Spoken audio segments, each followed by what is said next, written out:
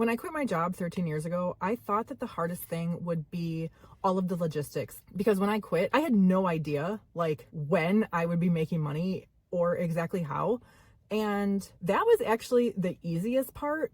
What was much harder was all of the internal stuff.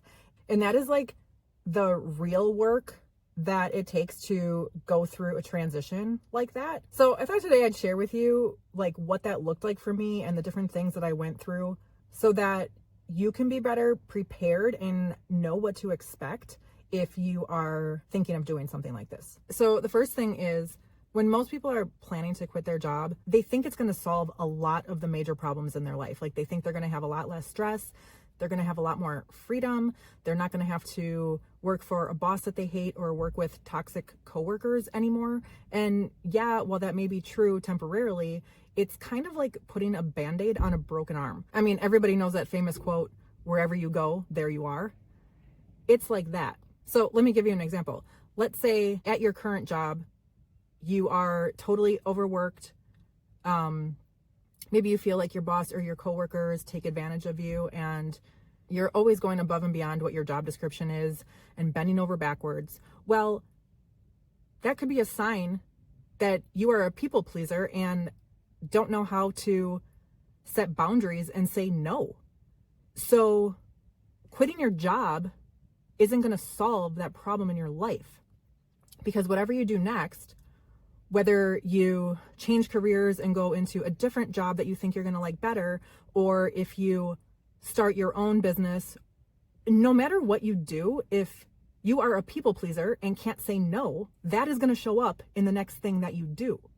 So the only way to actually eliminate that problem is to, well, number one, have the self-awareness. And then once you're aware, like, oh shoot, I am a people pleaser and I don't know how to say no, then start doing the inner work to change your thoughts and your behavior patterns, because otherwise it's just going to keep showing up in your life. Or let's say you are a total workaholic and you feel like all you do is work.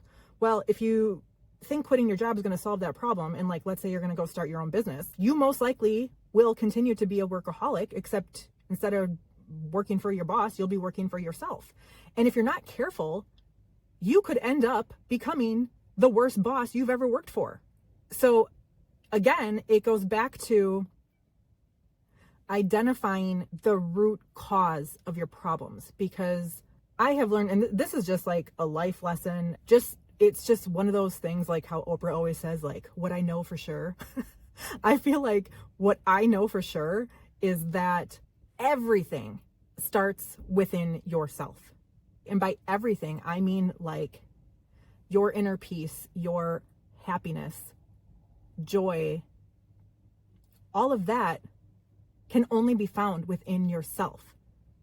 Nothing external can do that for you. And the same is true for problems. Like when you have problems in your life, the root cause can always be found within yourself. Okay, the second thing I want to mention is choose your hard. And I'm going to pull out another famous quote that we all know. The grass isn't always greener on the other side. It's kind of like that. Like people think that quitting their job is going to magically like solve all these problems and that whatever they're doing next is going to be better. But it's like, you're not going to be exempt from problems or stress. Like that's part of the human experience. It reminds me of what Tony Robbins says, and I'm probably going to butcher this quote, but it's something like, the biggest problem people have is thinking they shouldn't have any. So although, yeah, quitting your job, especially if you're going to be going on the entrepreneurial path and doing your own thing, that does give you a ton of freedom in a completely different way than being an employee does. But with great freedom comes great responsibility. And you may be getting rid of problems that you don't like at your current job and your current life, but you're going to be exchanging them for a whole set of bigger problems. And the more money you make, the bigger problems you solve. The more freedom you have, the bigger problems you solve. So it's just about choosing your hard. Okay, the third thing I want to tell you about is be prepared for an identity shift. So I didn't realize this until after I had quit my job and it had been a couple months, but like I did go through this kind of like loss of identity because I had been in my previous career for almost a decade. I was a retail manager and I really identified with that role. Once I wasn't in that role anymore, it was kind of like, okay, like who am I without this job? I kind of don't really know how to describe it, but it's just a shift. And it was kind of like an emotional process in a way.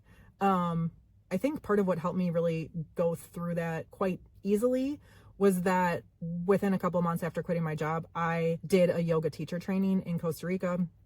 That was a month-long program. So I was just like fully immersed in my yoga teacher training. And it wasn't just about learning how to like teach how to do the physical moves of yoga. I would say it was like 90% the spiritual side of things, like mental, emotional, spiritual, all of that kind of stuff. And we did a lot of like crazy exercises that just took me on a really wild journey within myself.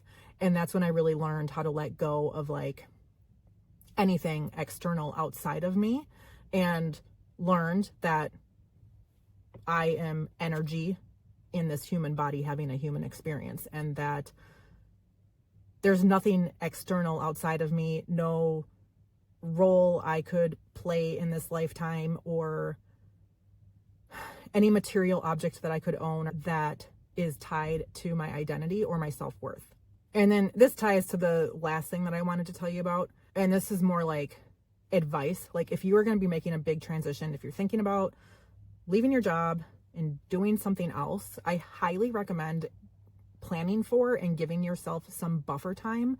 Like, don't just jump immediately into the next thing. Make a plan logistically so that you can have some space to really like sit with yourself in silence. And I'm not saying you have to go to a yoga teacher training, but I mean, you could do something like that, or go to some sort of like retreat, or just plan white space in your calendar just to think and sit with yourself and be alone and experience quiet and have that time and space to really think about like, what do you actually want next?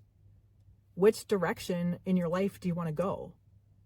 You know, and a great question to ask yourself is, if we were to be talking in 3 years from now, what would have to have happened both in your personal and work life for you to feel really happy and proud of yourself?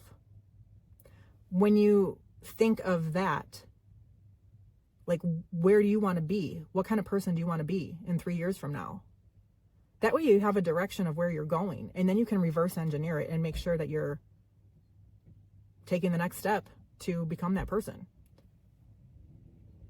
I don't know about you, but I feel like I was raised, and I don't know if this came from school or just adults or whatever, but I feel like I was brainwashed to think that taking time off of work was like illegal.